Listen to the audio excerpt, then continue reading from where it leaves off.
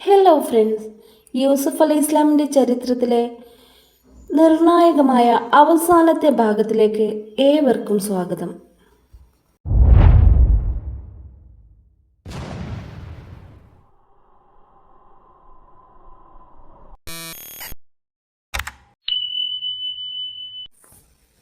അസീസിന്റെ സംസാരം ഗൗരവത്തോടെയായിരുന്നു. അവർ ഭയന്ന് വിറച്ചു. അങ്ങ് യൂസുഫാണോ? അവരിൽ ഒരാൾ ചോദിച്ചു. ആകാംക്ഷാഭരിതരാണവർ. അതെ, ഞാൻ യൂസുഫാണ്. നിങ്ങൾ കിണറ്റിലെറിഞ്ഞ യൂസുഫ്, കുറഞ്ഞ വിലക്ക് വിൽപ്പന നടത്തിയ യൂസുഫ്. നിങ്ങൾ എന്നെ നിസാരനാക്കി, ഞാൻ ക്ഷമ കൈകൊണ്ടു. അപ്പോൾ അള്ളാഹു എന്നെ ഉന്നതനാക്കി. ഉറച്ച വിശ്വാസവും നല്ല ക്ഷമയും, അതാണ് ഔന്നത്യം. യൂസുഫ് അലൈഹി ഇസ്ലാം അവരുടെ മുഖത്തേക്ക് നോക്കി. വിടർന്ന കണ്ണുകൾ. അവർ പരിഭ്രമചിത്തരാണ്. ചുറ്റും പട്ടാളക്കാരുണ്ട്. രാജാവ് എന്താജ്ഞാപിച്ചാലും അവരത് നടപ്പാക്കും. മറക്കാനും പൊറുക്കാനുമാകാത്ത ക്രൂരതയാണ് അവർ യൂസുഫ് അലൈഹി ഇസ്ലാമിനോട് കാണിച്ചിട്ടുള്ളത്. യൂസുഫ് അലൈഹി ഇസ്ലാം പുഞ്ചിരിച്ചു. ഗൗരവം പോയി മറഞ്ഞു. പൗർണമി ചന്ദ്രനെ പോലെ ആ മുഖം പ്രകാശിതമായി. സ്നേഹാർദ്രമായ മുഖഭാവം. സഹോദരങ്ങൾക്ക് ആശ്വാസമായി. ഭയം നീങ്ങി. ഇല്ല, ഞങ്ങളോട് പ്രതികാരം ചെയ്യുകയില്ല. കരുണയുള്ളവനാണ് അദ്ദേഹം. ഇക്കമാരെ, നിങ്ങൾ ഭയപ്പെടേണ്ടതില്ല. നിങ്ങളുടെ മേൽ യാതൊരു പ്രതികാര നടപടിയുമില്ല. എല്ലാം ഞാൻ ക്ഷമിച്ചിരിക്കുന്നു. നമ്മൾ സഹോദരങ്ങളാണ്, ഉപ്പയൊത്ത സഹോദരങ്ങൾ. നാം തമ്മിലുള്ള ബന്ധം ഒരു കാരണവശാലും വേർപ്പെടുന്നതല്ല. നിങ്ങൾ അന്ന് ചെയ്തതെല്ലാം പിശാചിന്റെ പ്രേരണയാലാണ്. അവൻ മനുഷ്യാംശത്തിന്റെ ശത്രുവാണല്ലോ. ഞാൻ അതെല്ലാം ക്ഷമിച്ചിരിക്കുന്നു. നിങ്ങൾ പോയി ഉപ്പയെ കൂട്ടിവരണം, ഉമ്മയെയും കൊണ്ടുവരണം. എല്ലാ സഹോദരങ്ങളും വേണം. നിങ്ങളുടെ മക്കളും ഇത്തമാരും കൂടെ വേണം. കുടുംബാംഗങ്ങളും വേണം. യൂസുഫ് അലൈഹി ഇസ്ലാം നിർദ്ദേശിച്ചു. ഉപ്പ ക്ഷീണിതനാണല്ലോ, കാഴ്ചക്കും കുറവുണ്ട്. അത് സാരമില്ല, നിങ്ങൾ എന്റെ ഈ കുപ്പായവുമായി പോവുക. ഇത് ഉപ്പയുടെ മുഖത്ത് വെച്ചാൽ കാഴ്ച തിരിച്ചു കിട്ടുന്നതാണ്, ആരോഗ്യവും ലഭിക്കുന്നതാണ്. അമൂല്യമായ ആ കുപ്പായം അവരെ ഏൽപ്പിച്ചു. യൂസുഫ് അലൈഹി ഇസ്ലാമിനെ കിണറ്റിലിട്ട നിമിഷം ജിബ്രീൽ അലൈഹി ഇസ്ലാം വന്നു. ആ കുപ്പായം എടുത്ത് ധരിപ്പിച്ചു. കിണറ്റിൽ നിന്നും രക്ഷപ്പെട്ട ശേഷവും അത് സൂക്ഷിക്കുകയുണ്ടായിരുന്നു. ബറക്കത്തുള്ള കുപ്പായമായിരുന്നു അത്. സഹോദരങ്ങൾ യാത്ര പുറപ്പെട്ടു. അവർ സന്തോഷഭരിതരാണ്. കാതങ്ങൾ പിന്നിട്ടാലാണ് കൻആനിൽ എത്തിച്ചേരുക. യാക്കൂബ് അലൈഹി ഇസ്ലാം മക്കളെ കാത്തിരിക്കുന്നു. കുടുംബാംഗങ്ങളെല്ലാം വീട്ടിലുണ്ട്. എനിക്ക് യൂസുഫിന്റെ വാസന വരുന്നു. അതെ, യൂസുഫിന്റെ വാസന തന്നെ, യാക്കൂബ് അലൈഹി ഇസ്ലാം പറഞ്ഞു. പക്ഷേ കുടുംബങ്ങൾക്ക് അത് തമാശയായിരുന്നു. താങ്കൾ ഇപ്പോഴും ആ പഴയ വഴികേടിൽ തന്നെയാണോ? അതെല്ലാം തോന്നലുകളാണ്, പ്രായചാപല്യം മൂലമുള്ള തോന്നലുകൾ. അങ്ങനെയായിരുന്നു വീട്ടുകാരുടെ സംസാരം. യൂസുഫ് ഇനി എങ്ങനെ തിരിച്ചു വരാൻ? യാത്രാ സംഘത്തിലെ ഒരാൾ കഴിയുമത്ര വേഗത്തിൽ സഞ്ചരിച്ചു. അദ്ദേഹത്തിന്റെ വശമാണ് മുഖത്തിടാനുള്ള ഖമീസ് ഉള്ളത്.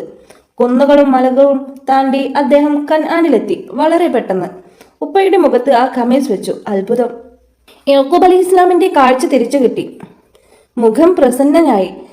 ആദ്യമെല്ലാം വിട്ടകന്നു. ആ കുപ്പായം ചുംബിച്ചു. മതി വരുവോളം ചുംബിച്ചു. ഇതെന്റെ മോന്റെ കുപ്പായമാണ്, മോന്റെ മണമുള്ള കുപ്പായം. അല്പം കഴിഞ്ഞ് മക്കളെല്ലാം എത്തിച്ചേർന്നു. ഒരു പെരുന്നാൾ ദിനം പോലെ സന്തോഷം അലതല്ലുന്ന നിമിഷങ്ങൾ. ഈജിപ്തിൽ നിന്നും ഭക്ഷ്യവസ്തുക്കൾ കൊണ്ടുവന്നിട്ടുണ്ട്. അവ കൊണ്ട് സദ്യയൊരുക്കി. കുടുംബങ്ങളെയും അയൽവാസികളെയും എല്ലാം ക്ഷണിച്ചു. എല്ലാവരും വിശപ്പടക്കി. അവർ സംഭവങ്ങൾ വിവരിച്ചു. ഇനി യാത്രയാവുകയാണ്. കൻആനിനോട് വിട പറയുകയാണ്. കുടുംബസമേതമാണ് യാത്ര. മക്കൾ, മരുമക്കൾ, പേരമക്കൾ, അടുത്ത ബന്ധുക്കൾ. അവർ 80ഓളം പേരുണ്ടായിരുന്നു എന്നാണ് അഭിപ്രായം. എണ്ണത്തിൽ ഭിന്നതയുണ്ട്. അവരെ സ്വീകരിക്കാൻ ഈജിപ്ത് ഒരുങ്ങിക്കഴിഞ്ഞു. ഈജിപ്തിന്റെ നായകൻ അസീസിന്റെ കുടുംബമാണ് വരുന്നത്, വന്ധ്യപിതാവിന്റെ നേതൃത്വത്തിൽ. കൂടുതൽ സന്തോഷിക്കുന്നത് സുലൈഖയാണ്. ഉപ്പയെ വരവേൽക്കാൻ അവർ അത്യുത്സാഹത്തോടെ കാത്തിരിക്കുകയാണ്. യാക്കൂബ് അലൈഹി ഇസ്ലാമിനെ വരവേൽക്കാൻ തയ്യാറായിരിക്കുന്നതിൽ ഒന്നാമതായുള്ളത് യൂസുഫ് അലൈഹി ഇസ്ലാമിന്റെ കുടുംബമാണ്, സഹധർമ്മിണി സുലൈഖ. മക്കൾ അഫ്രായിം, മീഷ്മ, റഹ്മത്ത്, മേഷ അവർ വല്യപ്പയെ കാത്തിരിക്കുകയാണ്. യൂസുഫ് അലൈഹി ഇസ്ലാമിന്റെ പുത്രി റഹ്മത്ത്, അവരാണ് പിൽക്കാലത്ത് അയ്യൂബ് അലൈഹി ഇസ്ലാമിന്റെ സഹധർമ്മിണിയായത്. അയ്യൂബ് അലൈഹി ഇസ്ലാം രോഗബാധിതനായപ്പോൾ ദീർഘകാലം ക്ഷമയോടെ അവരെ പരിചരിച്ചത് റഹ്മത്ത് ബീവിയാണ്. ഒന്നും രണ്ടുമല്ല, 18 കൊല്ലമാണ് ബീവി പരിപാലിച്ചത്. കൻആനിൽ നിന്നും പുറപ്പെട്ട യാത്രാ സംഘം ഈജിപ്തിൽ എത്തിച്ചേർന്നു. ഈജിപ്തിലെ കൊട്ടാരത്തിൽ അവിടെ പ്രത്യേകമായി 2 സിംഹാസനങ്ങൾ തയ്യാറാക്കിയിട്ടുണ്ട്. ഒന്ന് പ്രിയ പിതാവ് യാക്കൂബ് അലൈഹി ഇസ്ലാമിനാണ്, മറ്റൊന്ന് സഹോദരി ഫായിഖയ്ക്കുമാണ്. അവരാണ് യൂസുഫ് അലൈഹി ഇസ്ലാമിനെ പോറ്റി വളർത്തിയത്, ഉമ്മയെ പോലെ ലാളന നൽകിയത്. അമ്മായിയാണെങ്കിൽ ഉമ്മ എന്നാണ് അവരെ വിളിച്ചിരുന്നത്. അവർ കൊട്ടാരത്തിൽ ആഗതരായി. പിതാവും മാതൃസ്ഥാനത്തുള്ള അമ്മായിയും 18 മക്കളും. രാജകീയ ഉടയാടകൾ അണിഞ്ഞ കിരീടം ചൂടി നിൽക്കുന്ന യൂസുഫ് അലൈഹി ഇസ്ലാം കണ്ട മാത്രയിൽ അവർ തലകുനിച്ച് ആദരവ് കാണിച്ചു. അത് അന്നത്തെ സമ്പ്രദായമായിരുന്നു. ഉപ്പയെയും ഉമ്മയെയും സിംഹാസനത്തിൽ ആനയിച്ചിരുത്തി. സഹോദരങ്ങൾ അടുത്തു തന്നെയുണ്ട്. ഉപ്പ, ഞാൻ കണ്ട സ്വപ്നമുണ്ടല്ലോ, സൂര്യനും ചന്ദ്രനും 11 നക്ഷത്രങ്ങളും എനിക്ക് സുജൂദ് ചെയ്യുന്ന സ്വപ്നം. അതിവിടെ പുലർന്നിരിക്കുന്നു ഉപ്പ. അവിടെന്ന് പറഞ്ഞ വ്യാഖ്യാനം യാഥാർത്ഥ്യമായിരിക്കുന്നു. അള്ളാഹുവിന്റെ തീരുമാനം അലംഘനീയമാണ്. ഒരു ശക്തിക്കും അതിനെ മറികടക്കാൻ കഴിയുകയില്ല. യാക്കൂബ് അലൈഹി ഇസ്ലാം പ്രിയപുത്രനെ ആലിംഗനം ചെയ്തു. വർഷങ്ങളുടെ ഇടവേളയിൽ എന്തെല്ലാം സംഭവിച്ചു, എന്തെല്ലാം മാറ്റങ്ങളാണ് ഉണ്ടായിട്ടുള്ളത്, അവർ ഓർമ്മയുടെ ചെപ്പുകൾ തുറക്കുകയായിരുന്നു. യൂസുഫ് അലൈഹി ഇസ്ലാം തനിക്ക് ലഭിച്ച അനുഗ്രഹങ്ങളെ സംബന്ധിച്ച് ചിന്തിക്കുകയാണ്. പ്രയാസങ്ങളെ ഏറെ സഹിച്ചു. സഹിക്കാവുന്നതിലും അപ്പുറമായിരുന്നു അത്. പരീക്ഷണങ്ങൾ, കടുത്ത പരീക്ഷണങ്ങൾ. ഭൗതിക ലോകം പരീക്ഷണത്തിന്റെ സങ്കേതമാണ്. പരീക്ഷണങ്ങളിൽ പതറാതെ ജീവിതയാനം മുന്നോട്ട് നയിക്കണം. നന്ദിയുടെ പ്രഭവ കേന്ദ്രം മനസ്സാണല്ലോ. മനസ്സിൽ നന്ദി ഉണ്ടാകുമ്പോൾ കൂടെ പ്രാർത്ഥനയും ഉണ്ടാവും. പ്രാർത്ഥന സത്യവിശ്വാസിയുടെ ആയുധമാണ്, ആരാധനയുമാണ്. യൂസുഫ് അലൈഹി ഇസ്ലാം പ്രാർത്ഥന നടത്തി. വിനയഭാവത്തോടെയായിരുന്നു പ്രാർത്ഥന. അനുഗ്രഹങ്ങൾ എടുത്തു പറഞ്ഞതിന് ശേഷമായിരുന്നു പ്രാർത്ഥന. അതാണത് പ്രാർത്ഥനയുടെ മര്യാദ. പ്രാർത്ഥനയ്ക്ക് ഉത്തരം ലഭിക്കാൻ മര്യാദ പാലിക്കൽ ആവശ്യമാണ്. സഹോദരങ്ങൾക്കെല്ലാം സൗകര്യപ്രദമായ വീടുകളും ഉപജീവനത്തിനുള്ള തൊഴിലുകളും സജ്ജമാക്കി കൊടുക്കുകയുണ്ടായി. യാക്കൂബ് അലൈഹി ഇസ്ലാമിന്റെ 12 മക്കളും വിപുലമായ 12 ഗോത്രങ്ങളായി തീർന്നു. യൂസുഫ് അലൈഹി ഇസ്ലാമിന്റെ വാസസ്ഥലം അതൊരു രാജമന്ദിരമാണ്. സുലൈഖയുടെ കൊട്ടാരം, അവിടെയാണ് യാക്കൂബ് അലൈഹി ഇസ്ലാം താമസിച്ചിരുന്നത്. സൗകര്യങ്ങളെല്ലാം ഒത്തിണങ്ങിയ ഭവനമാണത്. സുലൈഖ അവരെ പരിചരിക്കുന്നുണ്ട്. ഉപ്പയുടെയും ഉമ്മയുടെയും ഇഷ്ടം സുലൈഖയുടെയും ഇഷ്ടമായി തീർന്നു. വീട് കിട്ടിയ നിധിയായിട്ടാണ് അവർ യാക്കൂബ് അലൈഹി ഇസ്ലാമിനെ കണക്കാക്കിയത്. വീട് എപ്പോഴും ബഹളമാണ്. പരിചാരകരും പാളാവുകാരും ഉദ്യോഗസ്ഥരും സന്ദർശകരുമായി എപ്പോഴും ജനനിബിഡമാണ്. രാജാവിന്റെ വീടാകുമ്പോൾ അങ്ങനെയാകുമല്ലോ. മോനെ, ഇവിടെയുള്ള ഈ ജീവിതം ഉപ്പ ഇഷ്ടപ്പെടുന്നില്ല. ശാന്തമായ ഒരിടമാണ് എനിക്ക് ആവശ്യമായിട്ടുള്ളത്. അതുകൊണ്ട് എനിക്ക് വിജനമായ സ്ഥലത്ത് ഒരു കൊച്ചുകുടിൽ പണിതു തരിക. ഞാൻ ഇബാദത്തുമായി അവിടെ കഴിഞ്ഞു കൊള്ളാം. യാക്കൂബ് അലൈഹി ഇസ്ലാം ഒരിക്കൽ യൂസുഫ് നബിയോട് ആവശ്യപ്പെടുകയുണ്ടായി. പിതാവിന്റെ ആവശ്യം പുത്രൻ നിറവേറ്റി. ഒരു കൊച്ചു കുടിൽ ഉയർന്നു. കൊട്ടാരത്തിൽ നിന്നും കണ്ണെത്തും ദൂരത്ത്. ഉപ്പയും ഉമ്മയും അങ്ങോട്ട് താമസം മാറി. സുലൈഖയും മക്കളും അവിടുത്തെ പരിചാരകരായി. തിരക്കിനിടയിലും യൂസുഫ് അലൈഹി ഇസ്ലാം ഉപ്പയെ സന്ദർശിക്കും. ഉപ്പാക്ക് പഴയതുപോലെ മകനെ കണ്ടുകൊണ്ടിരിക്കണം, കുശലങ്ങൾ പറയണം. പക്ഷെ അതിനിപ്പോൾ സമയം കുറവാണ്. എന്റെ പ്രാർത്ഥനകളെല്ലാം അള്ളാഹു കേട്ടു. അവന്റെ പരീക്ഷണങ്ങൾ ക്ഷമ കൊണ്ട് ഞാൻ നേരിട്ടു. എന്റെ ആവശ്യങ്ങളെല്ലാം അവൻ നിറവേറ്റുകയും ചെയ്തു. യാക്കൂബ് അലൈഹി ഇസ്ലാം ചിന്തിച്ചു, റബ്ബിനെ സ്തുതിച്ചു. കാലങ്ങൾ ഏറെ കഴിഞ്ഞു. യാക്കൂബ് അലൈഹി ഇസ്ലാം രോഗിയായി. ആ വാർത്ത ഈജിപ്തിലാകെ അറിഞ്ഞു. സന്ദർശകരുടെ പ്രവാഹമായി മക്കളെല്ലാം ഒത്തുകൂടി. യാക്കൂബ് അലൈഹി ഇസ്ലാം മക്കളെ വിളിച്ചു.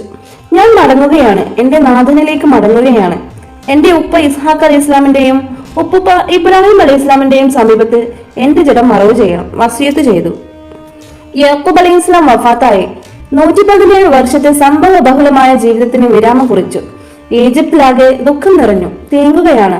ജനപദം തേങ്ങിക്കറിയുകയാണ്. മയ്യത്ത് പരിപാലനം കഴിഞ്ഞു. ഫലസ്തീനിലെ മദീനത്തുൽ ഖലീലിൽ മറവ് ചെയ്തു. അഥവാ ബൈത്തുൽ മുഖദ്ദസിന്റെ വെളിപ്പാടകളെ അവിടെയാണ് പിതാമഹന്മാർ അദ്യയുറങ്ങുന്നത്. ഈജിപ്ത് ഇപ്പോൾ സമ്പന്നമായിരിക്കുന്നു. ദാരിദ്ര്യവും പട്ടിണിയുമെല്ലാം എങ്ങോ പോയി മറന്നിട്ടുണ്ട്. സന്തോഷം കളിയാടുന്ന ദിവസങ്ങൾ. ഒരിക്കൽ യൂസുഫ് അലൈഹി ഇസ്ലാം വീട്ടിൽ വന്നു, ഒരൽപ്പം ആശ്വാസത്തിനു വേണ്ടി. രാജകൊട്ടാരത്തിൽ തിരക്കോട് തിരക്കാണ്. മക്കൾ ആരും വീട്ടിലില്ല. ഉള്ളത് സഹധർമ്മിണി സുലൈഖ മാത്രം. അവരെ കാണുമ്പോൾ മനസ്സിന് വല്ലാത്തൊരു ആനന്ദമാണ്, സമാധാനമാണ്. പ്രിയതമയെ ഒന്ന് ആലിംഗനം ചെയ്യാൻ ഉദ്ദേശിച്ചു സുലൈഖ കുതിറിയോടി. പ്രിയതമൻ പിന്നാലെയും. വാതിൽപ്പടിയിൽ വെച്ചാണ് പിടിക്കാൻ കഴിഞ്ഞത്. അതും വസ്ത്രത്തിൽ. സുലൈഖയുടെ വസ്ത്രം കീറി. പിൻഭാഗത്താണ് കയറിയിരിക്കുന്നത്. കണ്ടോ, ഇത് അന്നത്തതിന് പകരമാണ്. അന്ന് ഞാനാണ് പിന്നാലെ ഓടിയത്. ഇന്ന് അങ്ങയും. ചിരിച്ചുകൊണ്ട് പ്രിയതമ ഓർത്തെടുക്കുകയായിരുന്നു. ഒരു വിനോദമായിരുന്നു അത്, സ്നേഹത്തിന്റെ വിനോദം. കാലങ്ങളേറെ കഴിഞ്ഞു. യൂസഫ് അലി ഇസ്ലാമിന് പ്രായമേറെയായി. ജരാനരകൾ പ്രത്യക്ഷപ്പെട്ടു തുടങ്ങി. വിശ്രമമില്ലാത്ത പ്രവർത്തനമാണ്. രോഗത്തിന് കീഴടങ്ങി. വയസ്സ് 120 ഇനി കഴിയുകയില്ല. ഭരണകാര്യങ്ങൾ നിയന്ത്രിക്കാൻ കഴിയില്ല. കഴിയാത്ത വേളയിൽ ഉത്തരവാദിത്തത്തിൽ നിന്നും പിന്മാറണം. അതാണ് മാന്യത. വൃദ്ധനാണെങ്കിലും ആരോഗ്യവാനാണ് യഹൂദ, ബുദ്ധിമാനുമാണ്. ഭരണ ചുമതല അദ്ദേഹത്തെ ഏൽപ്പിക്കാം. അതാണ് നല്ലത്. യൂസഫ് അലി ഇസ്ലാം ചിന്തയിലാണ്ടു. സഹോദരങ്ങളെ ക്ഷണിച്ചു വരുത്തി. നല്ലൊരു ഉപദേശം നൽകി. ഉത്തരവാദിത്തം യഹൂദയെ ഏൽപ്പിച്ചു. താമസം വിന യൂസഫ് അലി ഇസ്ലാം മരണത്തിന് കീഴടങ്ങി. ഈജിപ്ത് വീണ്ടും കരഞ്ഞു. രാജ്യമാകെ ദുഃഖസാന്ദ്രമായി. അന്ത്യകർമ്മങ്ങൾ നടന്നു. നൈൽ നദിക്ക് അപ്പുറമുള്ളവരും ഇപ്പുറമുള്ളവരും ഒത്തുചേർന്നു. എല്ലാവരും യൂസഫ് അലൈഹി ഇസ്ലാമിന്റെ അനുയായികളാണ്. എവിടെ മറവ് ചെയ്യും അവർ ആലോചിച്ചു. ചർച്ചകൾ നടന്നു. യൂസഫ് അലൈഹി ഇസ്ലാമിന്റെ ശരീരം ഇപ്പുറത്ത് മറവ് ചെയ്താൽ അപ്പുറത്ത് വറുതിയുണ്ടാവും, ദാരിദ്ര്യമുണ്ടാവും. ചിലർ പറഞ്ഞു, നദിക്കപ്പുറത്താണ് മറവ് ചെയ്യുന്നതെങ്കിൽ ഇപ്പുറഭാഗവും വറുതിയിലാക്കപ്പെടും. അവസാനം ഒരു തീരുമാനത്തിലെത്തി. ഒരു പെട്ടി ഉണ്ടാക്കുക, മർമറിന്റെ ഉറപ്പേറിയ പെട്ടി. മയ്യത്ത് പെട്ടിയിലാക്കി നെൽനദിയുടെ മധ്യത്തിൽ മറവ് ചെയ്യുക. എന്നാൽ ഇരുഭാഗത്തും ബർക്കത്തുണ്ടാകും. നദിയിലെ വെള്ളത്തിനും ബർക്കത്തുണ്ടാവും. ആ വെള്ളമാണല്ലോ ഈജിപ്തിന്റെ സമൃദ്ധി. അവർ അപ്രകാരം ചെയ്തു. കാലചക്രം പിന്നെയും കറങ്ങി. രാവും പകലുമായി വർഷങ്ങൾ കഴിഞ്ഞു. ഒരു തലമുറ അവസാനിക്കുകയാണ്. ഇസ്രായേൽ സന്തതികൾ ധാരാളമായി. അവരിൽ നിന്ന് ഒരു പ്രവാചകൻ വന്നു, കലീമുല്ലാഹി മൂസ അലൈഹിസ്സലാം. തൗറാത്ത് നൽകപ്പെട്ട പ്രവാചകൻ. മൂസ അലൈഹി ഇസ്ലാമിന് ഒരിക്കൽ ദിവ്യബോധനം ലഭിച്ചു. മൂസ, നൈൽ നദിയിൽ യൂസുഫ് നബിയെ അടക്കം ചെയ്തിട്ടുണ്ട്. ഒരു പെട്ടിക്കകത്താണ് ജനാസയുള്ളത്. അത് പുറത്തെടുത്ത് ബൈത്തുൽ മുഖദ്ദസിൽ മറവ് ചെയ്യണം. നൈൽ നദി വിശാലമാണല്ലോ, എവിടെയായിരിക്കും ജനാസയുള്ളത്? അന്വേഷണം നടത്തി. ചരിത്രം എല്ലാവർക്കും അറിയാം, പക്ഷേ സ്ഥലം എവിടെയെന്നറിയില്ല. ഇസ്രായേൽ കുടുംബത്തിലെ ഒരു വനിത, വൃദ്ധയാണവർ. ശതാബ്ദി പിന്നിട്ടിരിക്കുന്നു. കാഴ്ചക്കും കേൾവിക്കും ഭംഗം വന്നിട്ടുണ്ട്. അവർക്ക് ആ സ്ഥലം ഓർമ്മയുണ്ട്. മൂസ അലൈഹി ഇസ്ലാം അവരുടെ അടുക്കലെത്തി. ആഗമനോദ്ദേശം വിവരിച്ചു. അവർ മോണ കാട്ടി പുഞ്ചിരിച്ചു. എഴുന്നേൽക്കാൻ പ്രയാസമുണ്ട്. നബിയുല്ലാഹി യൂസഫ് അലൈഹി ഇസ്ലാമിനെ മറവ് ചെയ്ത സ്ഥലം കൃത്യമായി എനിക്കറിയാം. ഞാനൊരു അടയാളം വെച്ചിട്ടുണ്ട്. പക്ഷേ അതങ്ങനെ പറഞ്ഞു തരില്ല. അതിന് പ്രതിഫലം വേണം. ആ വൃദ്ധ അറിയിച്ചു. എന്ത് പ്രതിഫലമാണ് വേണ്ടത്? മൂസ അലൈഹി ഇസ്ലാം ചോദിച്ചു. ഞാനിപ്പോൾ കിഴവിയായില്ലേ? ഒന്നിനും കഴിയാത്ത, ആർക്കും ആവശ്യമില്ലാത്ത പടു കിഴവി. എന്നെ ചെറുപ്പക്കാരിയാക്കണം. അതാണ് പ്രതിഫലമായി വേണ്ടത്. മൂസ അലൈഹി ഇസ്ലാം ദുആ ചെയ്തു. ആ വൃദ്ധ 17 വയസ്സുള്ള ഒരു തരുണിമണിയായി പരിണമിച്ചു. അവർ കാണിച്ച സ്ഥലത്തു നിന്ന് യാക്കൂബ് അലൈഹി ഇസ്ലാമിന്റെ ജനാസ പുറത്തെടുക്കുകയും ബൈത്തുൽ മുഖദ്ദസിൽ മറവ് ചെയ്യുകയും ചെയ്തു. ക്ഷമയുടെ, അനുസരണത്തിന്റെ, കുടുംബബന്ധം കാത്തു സൂക്ഷിക്കുന്നതിന്റെ, സഹോദരങ്ങളെ സ്നേഹിക്കുന്നതിന്റെ ഗുണപാഠങ്ങൾ പകർന്നു തരുന്നതാണ് യൂസഫ് അലൈഹി ഇസ്ലാമിന്റെ ചരിത്രം. മഹത്തുക്കളെ സ്നേഹിക്കാനും ചരിത്രങ്ങളിൽ പാഠം ഉൾക്കൊള്ളാനും നാഥൻ അനുഗ്രഹിക്കട്ടെ.